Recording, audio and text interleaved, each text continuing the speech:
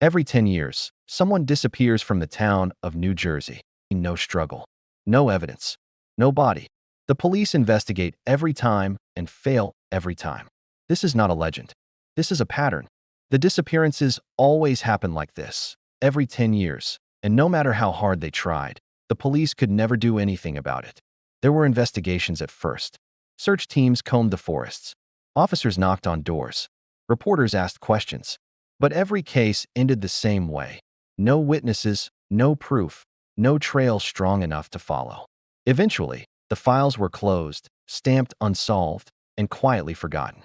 Everyone in Karu knew the truth, even if no one ever said it out loud. They called it tradition when they wanted to sound calm, coincidence when outsiders asked questions. But the truth lived in the pauses between conversations, heavy, patient, and waiting. Every 10 years, someone vanished. Not died, not moved away, vanished. No goodbyes, no notes.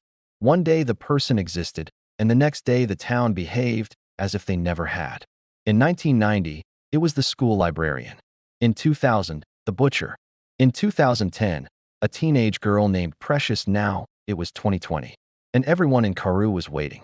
Jude Richard arrived in Karu on a gray afternoon in late September, just months before the decade turned. He was a journalist chasing a story that refused to stay buried. Census gaps. Missing person reports quietly closed, a town with fewer graves than names. The first thing Jude noticed was how friendly everyone was. The second was how quickly that friendliness disappeared when he asked about the past. "You'll want to stay until January," the innkeeper said cheerfully as she handed him the key. "Winter's quiet here." "Quiet how?" Jude asked. She smiled, tight and careful. "You'll see." The town square held a stone monument with names carved into it, but only dates. No explanations. Jude counted them. Exactly one every 10 years. When he asked the mayor about it, the man laughed nervously. "Old town superstition. People like patterns." "Patterns don't erase people from records," Jude replied. The mayor's smile faded. "Be careful what you write." At night, Jude noticed something worse. Houses with lights on but no occupants. Plates left on tables. Shoes by doors. Lives paused mid-motion. The people of Karu never broke routine. They still waved, still worked, still avoided certain streets after dark. And no one ever mentioned who might be next. In December, Jude met Gabriel Christopher, the keeper of Karu's local archive. "You shouldn't be here," Gabriel said quietly, locking the door behind them. "Outsiders don't stay through the turning." "The turning?" Jude asked. Gabriel pulled out a ledger. Inside were names, far more than the monument showed. "Everyone thinks the town takes people," Gabriel said. "But that's not true." "What happens then?" Gabriel looked up, eyes hollow. "The town chooses every decade." Karu selected someone who knew too much, asked too many questions, or wanted to leave. Someone who threatened the balance. The town didn't kill them. It removed them. How? Jude whispered. "No one knows. Only that after midnight on December 31st, they're gone, and no one remembers them unless they're written down." Jude laughed weakly. "That's impossible." Gabriel slid the ledger toward him. "Find Precious." Jude turned the pages. The name was there, written clearly.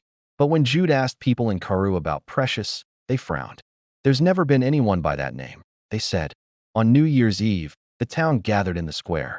No countdown, no fireworks, just waiting. At 11:58 p.m., Gabriel grabbed Jude's arm. "You have to leave. Now." "Why?" Jude asked. Gabriel's voice cracked.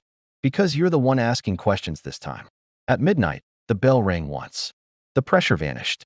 The crowd dispersed calmly, like nothing had happened. Jude stood there, heart racing. He was still there. Then he noticed the space beside him. Gabriel was gone. Gabriel's coat lay on the ground. The archive keys beside it. No one looked twice. "Did you see Gabriel Christopher?" Jude asked a passerby. "Who?" The man replied. Jude ran to the archive. It was locked, dusty, abandoned. No records. No ledger. No proof Gabriel had ever existed. Except for one thing. In Jude's notebook, written in his own handwriting, was a single line he did not remember writing. "Every 10 years, the town doesn't take someone. It replaces them." By morning, Karu had a new archivist. And no one remembered the journalist who came asking questions except the town of Karu, which was already waiting for the next 10 years to pass.